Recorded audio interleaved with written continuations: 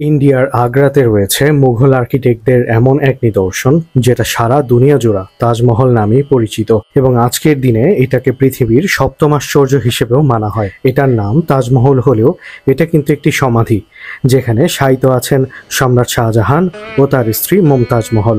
৪২ acre জমির উপর প্রতিষ্ঠিত অসাধারণ এবং মনোমুগ্ধকর এই স্থাপত্যের উপর এখনও রয়েছে অনেক হৃদয় বিদারক গল্পের মেঘ।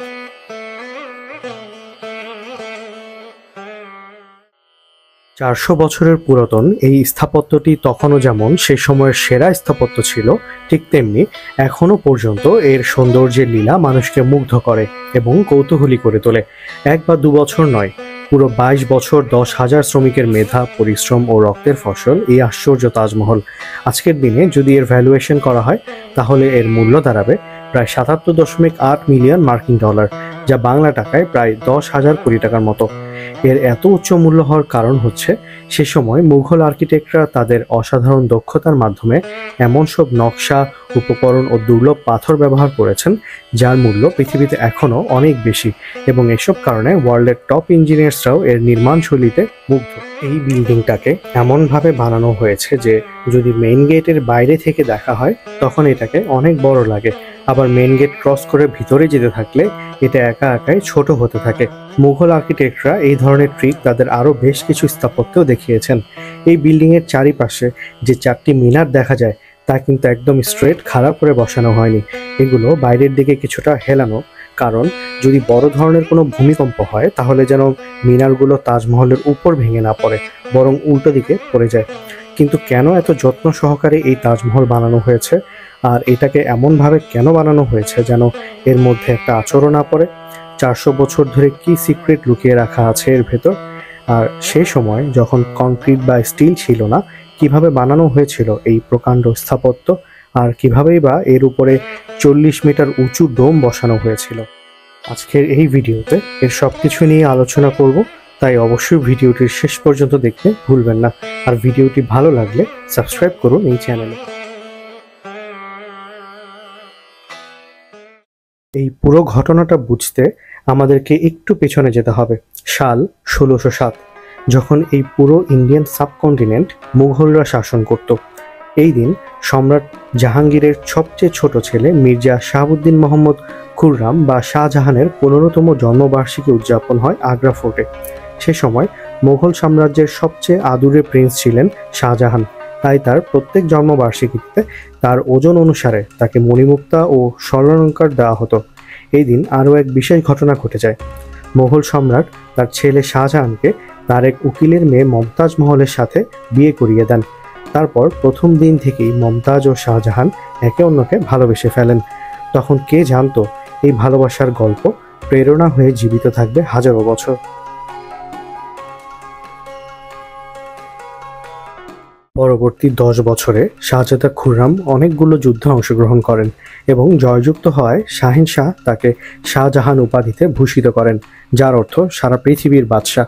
শাহজাহানের টোটাল ৬ জন স্ত্রী ছিলেন, যার মধ্যে মমতাজ ছিলেন সবচেয়ে আদরের, কারণ অন্য বিয়েগুলো তিনি করেছিলেন মূলত রাজনৈতিক কারণে, তাই বেশিরভাগ সময় শাহজাহান মমতাজের সাথেই থাকতেন। মুঘল শাহিনশাহর মৃত্যু হয় ১৬২১ সালে এবং শাহিনশাহর মৃত্যুর ৭ বছর পর ১৬২৮ সালে মুঘল সাম্রাজ্যে শাহজাহানের তুমুল জনপ্রিয়তা থাকায় তাকে মুঘলদের নতুন শাহেনশাহ করা হয় এবং সেই সময়টা ছিল মুঘল সাম্রাজ্যের স্বর্ণযুগ। এই সময় মুঘল সাম্রাজ্যের বিস্তৃতি ভারতবর্ষ ছাড়িয়ে আফগানিস্তানের কিছু অংশ পর্যন্ত ছড়িয়ে পড়ে। সামনে থেকে সম্রাট শাহজাহান নেতৃত্ব দিতেন আর পর্দার আড়াল থেকে তাকে মানসিকভাবে শক্তি যোগাতেন তার প্রাণপ্রিয় অর্ধাঙ্গিনী মমতাজ মহল। কিন্তু যুদ্ধে জয়ের এই আনন্দ চাপা পড়ে যায় মমতাজ মহলের অসুস্থতার খবরে। মমতাজ মহল তার ১৪তম সন্তান প্রসব করতে গিয়ে গুরুতর অসুস্থ হয়ে যান এবং ১৭ জুন ১৬৩১ সালে মৃত্যুবরণ করেন। মমতাজের মৃত্যুতে পুরো মুঘল সাম্রাজ্যে শোকের ছায়া নেমে আসে। সম্রাট শাহজাহানের প্রথম ভালোবাসা ও সবচেয়ে প্রিয় স্ত্রীর মৃত্যুতে তিনি অত্যন্ত ভেঙে পড়েন এবং কথিত আছে যে মমতাজের মৃত্যু শোকে শাহজাহান নিজেকে অন্ধকারে নিমজ্জিত করে রাখেন। মমতাজের মৃত্যুতে পরবর্তী ৮ দিন পর্যন্ত কিছু না খেয়েছিলেন এবং প্রায় ২ বছর পর্যন্ত না তিনি কোনো গান শুনেছেন আর না কোনো পারফিউম ব্যবহার করেছেন।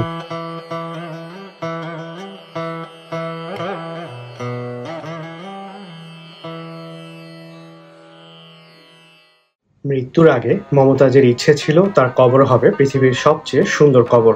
মমতাজের মৃত্যুর আগে তার এই শেষ ইচ্ছা পূরণের জন্য শাহজাহান তার বাকি জীবন এবং সমস্ত ধন দৌলত ডেডিকেটেড করে দিয়েছিলেন। মমতাজের মৃত্যুর 6 মাস পর অর্থাৎ 1632 সালেই তাজমহল বানানোর কাজ শুরু হয়।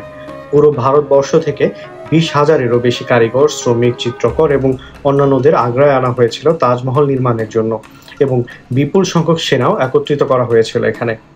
তাজমহল বানানোর স্থানটি যমুনা নদীর পাশে হওয়ায় এই ধরনের স্থাপনা বানানোটা প্রথম দিকে একটু সমস্যার মুখে পড়ে, কারণ নদীর পাশে হওয়ায় এই জায়গার মাটি ছিল নরম এবং স্থাপনাটি ভেঙে পড়ার সম্ভাবনা দেখা দেয়। তাছাড়া নদীর পাশে খোদাইয়ের কাজ করলে নদীর পানি তাজমহল প্রাঙ্গণে ঢুকে পড়ারও সম্ভাবনা ছিল। এই সমস্যা সমাধান করার জন্য মুঘল ইঞ্জিনিয়ার্সরা অসংখ্য কুয়া খুঁড়তে শুরু করে, যতক্ষণ না পর্যন্ত তারা কুয়ার ভিতর শুকনো মাটির স্তর খুঁজে পায়। তারপর তারা এই কুয়াগুলোকে পাথর ও ইট দিয়ে ভরাট করে ফেলে এবং এর উপর পাথরের পিলার নির্মাণ করেন। এর মাধ্যমে তারা নদীর পাশে একটি রক সলিড ফাউন্ডেশন তৈরি করতে সামর্থ্য হয়েছিল। এরপর শুরু হয় পৃথিবীর সবচেয়ে সুন্দর বিল্ডিং ডিজাইনের কাজ। তাজমহলের পিলার ডিজাইনের কনসেপ্ট নেওয়া হয় শাহজাহানের অ্যানসেস্টরদের টুম থেকে। তার বাবার টুম থেকে তাজমহলের পিলারের আইডিয়া নেওয়া হয়, দাদার টুম থেকে নেওয়া হয় বিল্ডিং এর কোর ডিজাইনের আইডিয়া, আর তার চাচার টুম থেকে নেওয়া হয় ডোম ডিজাইনের আইডিয়া। এই ডিজাইনগুলোর কনসেপ্ট একত্রিত করে দাঁড়া করানো হয় পৃথিবীর এই অন্যতম সুন্দর স্থাপনাটির ডিজাইন। এর কনস্ট্রাকশনের পিছনে সম্রাট শাহজাহানের রাজকীয় খাজানা থেকে প্রতিদিন প্রচুর পরিমাণের অর্থ খরচ হতে থাকে, কিন্তু কোনোভাবেই সম্রাট তার এই কর্মযজ্ঞ থামাননি। কথিত আছে যে এই বিশাল কর্মযজ্ঞ সম্পাদনের জন্য এত মানুষ সমাগম করা হয়েছিল যে এদের দেখভালের কারণে আশপাশের এলাকাগুলোতে ফুড সাপ্লাইয়ের শর্টেজ দেখা দেয়। 20,000 শ্রমিক ও এই কনস্ট্রাকশনের সাথে জড়িত সকলের খাবার জোগাড় করার জন্য আগ্রার আশপাশের সমস্ত জায়গা থেকে প্রতিদিন প্রচুর পরিমাণের ফুড সাপ্লাই আনা হতো, আর কয়েক বছরের মধ্যে এর মেইন স্ট্রাকচার দাঁড়িয়ে যায়। এরপর শুরু হয় এই বিল্ডিং এর মার্বেল ডেকোরেশনের। তাজমহল নির্মাণের এই মার্বেল আনা হয়েছিল রাজস্থান থেকে, যেটা ছিল আগ্রা থেকে প্রায় 400 কিলোমিটার দূরে, কারণ এখানকার মার্বেল এখনো পর্যন্ত পৃথিবীর সেরা মার্বেল হিসেবেই গণ্য করা হয়। সেই সময় সম্রাট শাহজাহান রাজস্থানের সমস্ত মার্বেল রিজার্ভ করে ফেলেন, যেন সেখান থেকে কোনো মার্বেল অন্য কোথাও না যায় তাজমহল পুরোপুরি কমপ্লিট হওয়ার আগ পর্যন্ত, এবং মার্বেল বিক্রির উপরও তিনি নিষেধাজ্ঞা দেন। এখন প্রশ্ন উঠতে পারে, এত মার্বেল 400 কিলোমিটার পথ পাড়ি দিয়ে কিভাবে আগ্রায় আনা হলো? 1000 হাতির সহযোগিতায় হাজার হাজার টন মার্বেল রাজস্থান থেকে আগ্রায় নিয়ে আসা হয়। আজকে তাজমহলের উপর যে ডোম আমরা দেখতে পাই সেটা হয়তো এখনকার দিনে টেকনোলজির মাধ্যমে খুব সহজে বানিয়ে ফেলা সম্ভব, কিন্তু সেই সময় এই 40 মিটার ডোম তৈরি করা হয়েছিল শুধুমাত্র পাথর দিয়ে। সে সময় মুঘল ইঞ্জিনিয়ার্সরা যে ক্যালকুলেশন করে এই ডোম তৈরি করেছিলেন তার প্রশংসায় এখনো পঞ্চমুখ এখনকার বড় বড় ইঞ্জিনিয়ার্সরা। তাজমহলের কাজ ফিনিশিং দেওয়া হয় পিয়েত্রা ডোরা ডেকোরেশনের মাধ্যমে। পিয়েত্রা ডোরা হচ্ছে এমন এক ধরনের শিল্প যার মাধ্যমে অতি মূল্যবান পাথর মার্বেলের উপর খোদাই করে নিখুঁতভাবে বসানো হয়। এখানে মূল্যবান পাথরগুলোকে মার্বেলের উপর খোদাই করা ডিজাইনের শেপের সাথে মিল রেখে কাটা হতো এবং এক ধরনের আঠা দিয়ে এগুলো খোদাইকৃত স্থানে বসানো হতো। এই আঠা সে সময় বানানো হতো শিরা, লেবুর রস ও সাংমারমার মার্বেলের পাউডার দিয়ে। এই ধরনের আঠা এখনো পর্যন্ত তাজমহল রিনোভেশনের কাজে ব্যবহার করা হয়, আর এইভাবেই প্রস্তুত করা হয় পৃথিবীর সবচেয়ে সুন্দর বিল্ডিং তাজমহল। পুরো 22 বছর কাজের পর 1654 সালে এর কাজ কমপ্লিট হয়। তাজমহলের অনেকগুলো বিশেষ বৈশিষ্ট্যের মধ্যে একটি মনোমুগ্ধকর বৈশিষ্ট্য হচ্ছে দিনের মধ্যে 4 বার এই বিল্ডিং এর 4 ধরনের কালার দেখা যায়। সূর্য ওঠার আগে ব্ল্যাক শেড দেখা যায়, সানরাইজের সাথে সাথে লাইট ইয়েলো ও পিঙ্ক শেড, দুপুরের তপ্ত রোদে এটাকে পুরোপুরি হোয়াইট পার্লের মতো সাদা দেখা যায়, আর সূর্যাস্তের সময় এটাকে গোল্ডেন কালার দেখায়। শেষ পর্যন্ত মমতাজের স্মৃতিতে এই অভূতপূর্ব আশ্চর্য সুন্দর টোমটি বানিয়ে ফেলেন শাহজাহান এবং এর নামকরণ করেন তার প্রিয়তম স্ত্রী মমতাজ মহলের নামেই। মমতাজ মহলের মৃত্যু দিবসে প্রতি বছর যমুনা নদী দিয়ে শাহজাহান তাজমহলে আসতেন। এটি মুঘল আমলে একটি অনন্য স্থাপত্য হলেও এর কারণে মুঘল সাম্রাজ্যকে ধ্বংসের মুখে ঠেলে দেয়। এরকম একটা অবস্থায় 1658 সালে শাহজাহানের ছেলে সিংহাসন দখল করে এবং শাহজাহানকে আগ্রা ফোর্টে বন্দি করে রাখে। সেখানে তাকে এমন এক কক্ষে রাখা হয়েছিল যেখান থেকে সে শুধুমাত্র তাজমহলকেই দেখতে পেত। 8 বছর কারারুদ্ধ থাকার পর 74 বছর বয়সে শাহজাহান মৃত্যুবরণ করেন। এরপর তাকেও তাজমহলে মমতাজের পাশে সমাধিস্থ করা হয়।